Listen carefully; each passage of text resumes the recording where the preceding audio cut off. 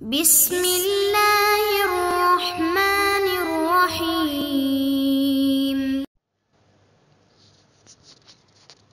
لا حول ولا قوة الا باللہ العلی العظیم.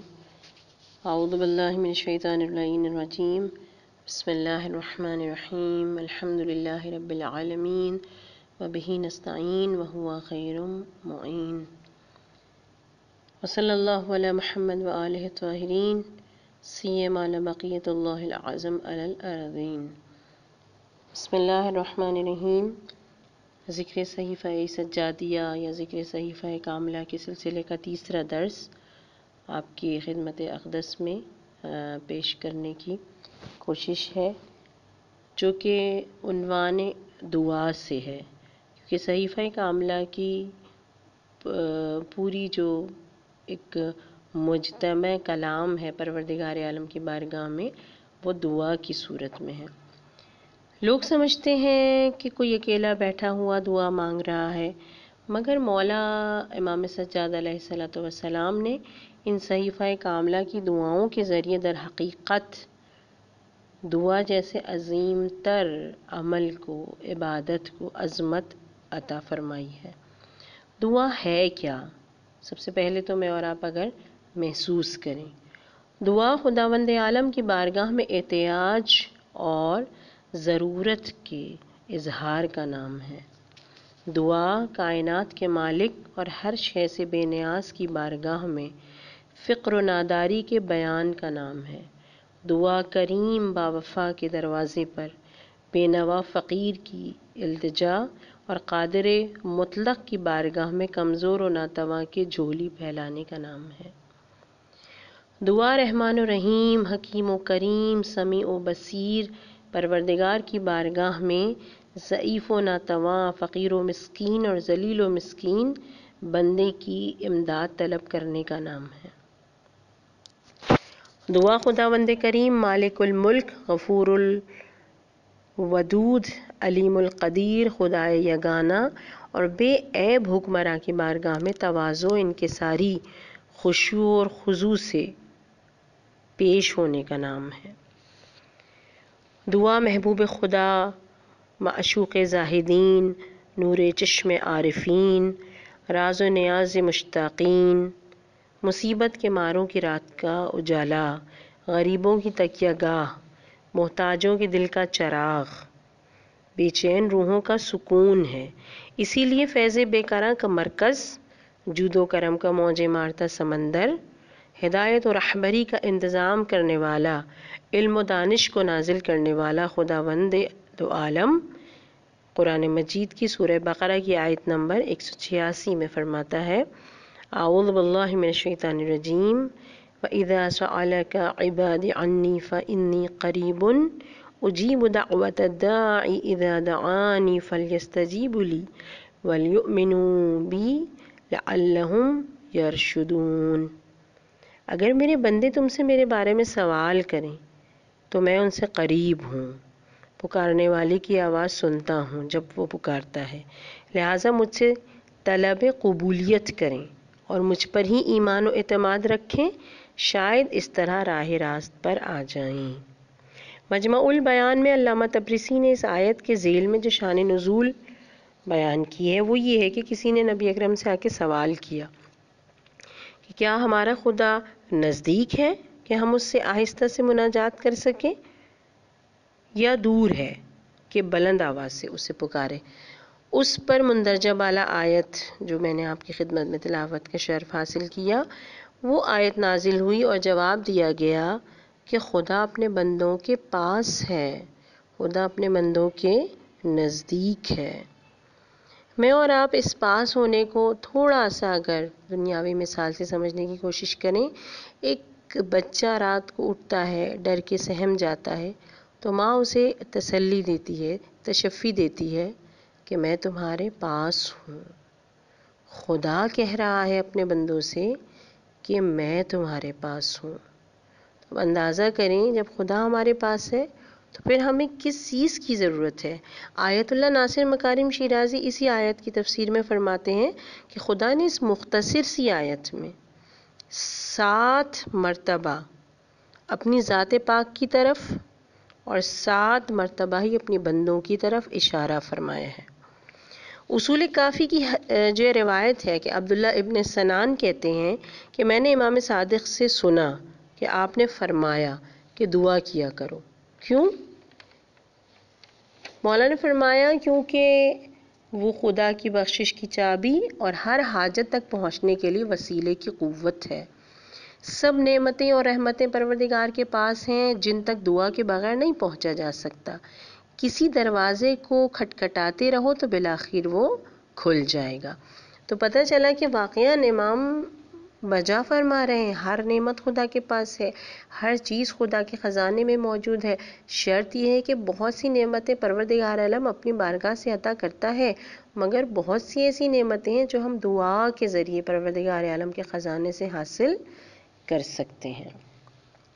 تو جو لوگ دعا کی حقیقت، اس کی روح، اس کی تربیتی و نفسیاتی اثرات کو نہیں سمجھتے، وہ اس طرح کے پھر اعتراضات کر دیتے ہیں کہ دعا خدا کے معاملات میں کار دخل اندازی ہے۔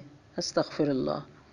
ایسے لوگ دعا کے تضرع و زاری کے نفسیاتی، اجتماعی، تربیتی اور معنوی و روحانی آثار سے غافل ہیں۔ مزید یہ کہ دعا ایک طرح کی عبادت، خضوع اور بندگی ہے۔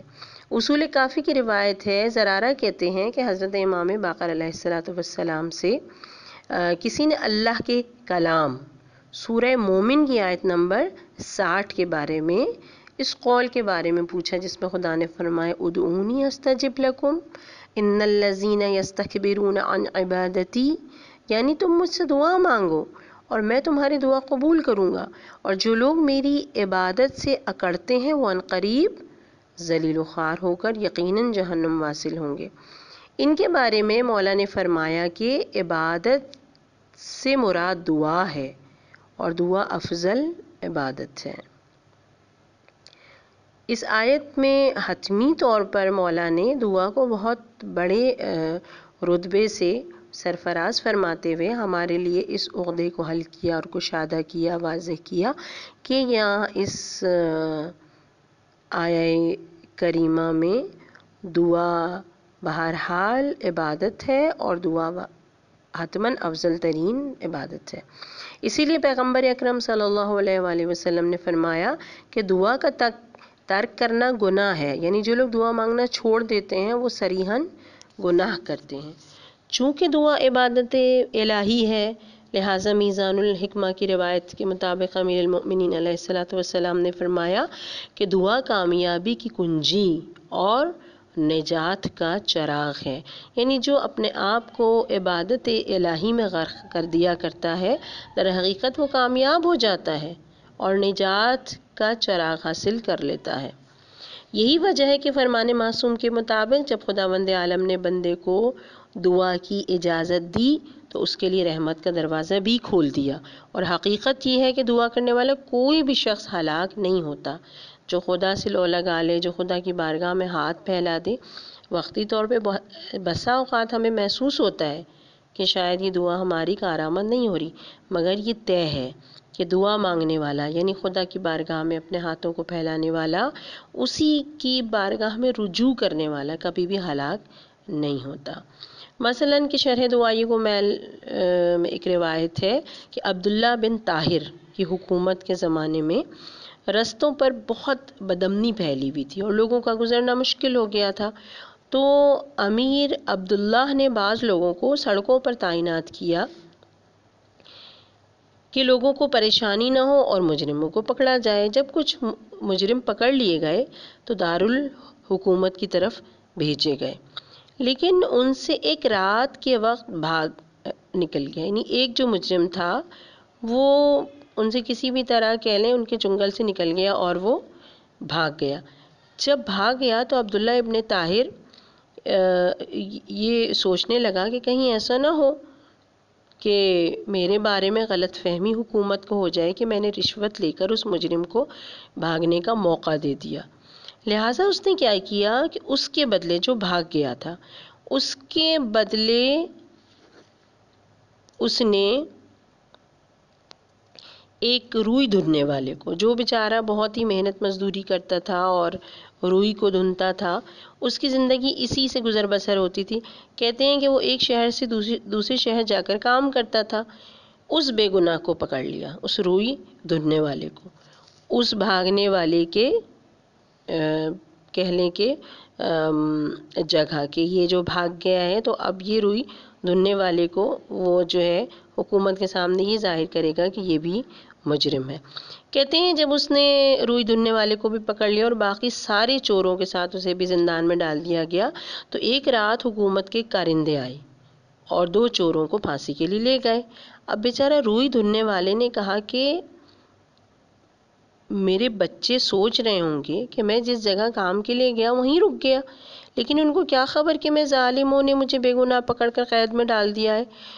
اور اسی وقت اٹھا اور اس نے 2 رکعت نماز پڑھی اور سر اپنا سجدے میں رکھ کر بارگاہ پروردگار عالم میں راز و نیاز شروع کی اور دعا کرنے لگا۔ وہ دعا جو پروردگار عالم کے عرش کی بلندیوں تک رسائی رکھتی ہے۔ کہتے ہیں جب دعا کرنی شروع کی تو اس نے بہت گریہ و زاری کیا پروردگار عالم سے، تو کہتے ہیں اسی رات عبداللہ ابن طاہر نے خواب میں دیکھا کہ اس کے تخت کو 4 بار جو ہے وہ زمین پر گرا دیا گیا ہے، یا اس کا تخت جو ہے 4 بار زمین پر گر گیا۔ تو اس نے اٹھ کر 2 رکعت نماز پڑھی اور پھر سو گیا۔ پھر خواب میں دیکھا کہ 4 سانپ اس پر حملہ کر رہے ہیں۔ پھر بیدار ہوا، اپنے غلاموں کو بلا کر کہا کہ کسی مظلوم نے اس وقت بارگاہ الہی میں شکایت کی ہے۔ بس جب تلاش کرنے پر روئی دھننے والے کو حاضر کیا گیا اور سارا معاملہ واضح ہو گیا تو امیر نے حکم دیا کہ 10,000 دینار بھی لو اور میری 3 خواہش بھی تم سے ہے۔ پہلی خواہش ہے کہ مجھے معاف کر دو، دوسری خواہش ہے کہ اس تحفے کو قبول کر لو، اور تیسری خواہش ہے کہ جب بھی کوئی حاجت ہو تو میرے پاس چلے آنا۔ تو اس غریب نے کہا 2 کو تو قبول کرتا ہوں، چلو تجھے معاف کیا، اور تیرا تحفہ بھی قبول کرتا ہوں، کیونکہ دین میں ہمارے نا کوئی اگر ہمیں تحفہ دے تو ہمیں اسے قبول کرنا چاہیے۔ تو کہتے ہیں مگر تیسری خواہش کو قبول نہیں کروں گا۔ پوچھا کیوں؟ کہا کہ واقعاً بے وقوفی ہوگی کہ اس بارگاہ کو چھوڑ دوں جس نے میرے نالہ و فریاد سے تیری حکومت کو ہلا دیا، اور ضعیف و کمزور کے آگے اپنے سر کو تسلیم کر لوں۔ تو پتہ چلا کہ واقعاً دعا وہ ہے جو غریب سے غریب، کم سے کم تر اور دنیاوی لحاظ سے پست ترین شخص بھی اگر خدا سے دعا مانگ لے تو پروردگار عالم براہ راست اپنے اس بندے کی دعا کو سنتا ہے، قبول فرماتا ہے اور داد رسی کرتا ہے۔ اسی لیے مجھے اور آپ کو چاہیے کہ ہم سب ایک دوسرے کے لیے دعا مانگیں، اپنے لیے بھی دعا مانگیں، اور خصوصیت کے ساتھ کوشش کریں کہ ہم بہت اہم دعائیں جو ہم چاہتے ہیں خدا قبول فرمائے اسے اجتماعی طور پر، یعنی بہت سارے لوگ اکٹھا یکجا ہو کر دعا مانگیں۔ کیونکہ خصوصیت کے ساتھ کہا جاتا ہے کہ اجتماعی دعا کی فضیلت یہ ہے کہ ان میں سے ہر ایک نے، یعنی جتنے لوگ وہاں جمع ہوں گے اجتماعی دعا کے لیے، ہر ایک نے کوئی نہ کوئی نیکی کی ہوگی۔ پروردگار عالم اس ہر آدمی، ہر شخص جو وہاں پہ اجتماعی دعا میں شریک ہے، اس کی نیکی کو ملحوظ خاطر رکھتے ہوئے کہتے ہیں کہ خدا جو ہے وہ اس چیز کو پسند نہیں کرتا کہ پھر ان کی اٹھے ہوئے ہاتھوں کو یا ان کی مانگی ہوئے دعا کو رد کر دے، بلکہ دعا کو قبول کرتا ہے۔ سوال پیدا ہوتا ہے جس طرح عام آدمی کی دعا کا کوئی نہ کوئی ہدف ہوتا ہے، کوئی نہ کوئی مقصد ہوتا ہے جب وہ دعا مانگتا ہے، کیسے ممکن ہے امام سجاد نے اتنی بہترین اور اس قدر خدا سے قریب ہو کے اور ایسی مناجات پیش کرتے ہوئے دعائیں کیں، تو کیا مولا کی دعاؤں کا کوئی ہدف نہیں ہے؟ بے شک امام سجاد کی مناجاتوں کا، ان دعاؤں کا ہدف ہے جسے میں اور آپ سمجھ نہیں پاتے۔ خصوصاً امام عالی مقام کی دعاؤں کا فلسفہ اور ہدف 4 مقاصد کو واضح کرتا ہے علماء کی نگاہ میں۔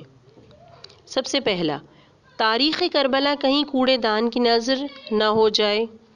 نمبر 2، واقعہ کربلا کے منحرف تفاسیر کا مقابلہ کرنا۔ نمبر 3، واقعہ کربلا کے انسانوں کو زندہ کرنے والے پیغام کو زندہ کرنا۔ اور نمبر 4، واقع کربلا کے نتیجے میں کربلا صفت لوگوں کو تیار کرنا۔ پروردگار عالم سے دعا ہے کہ خدا ہمیں امام سجاد کے ان چاروں مقاصد کے تحت جو دعائیں مانگ گئیں ان تمام مقاصد میں ہمیں شامل ہونے کی توفیق عنایت فرمائے، آمین۔ سبسکرائب کیجئے ذکر ٹی وی اور اس علم کے سفر میں ہمارے قدم کے ساتھ قدم ملائیے۔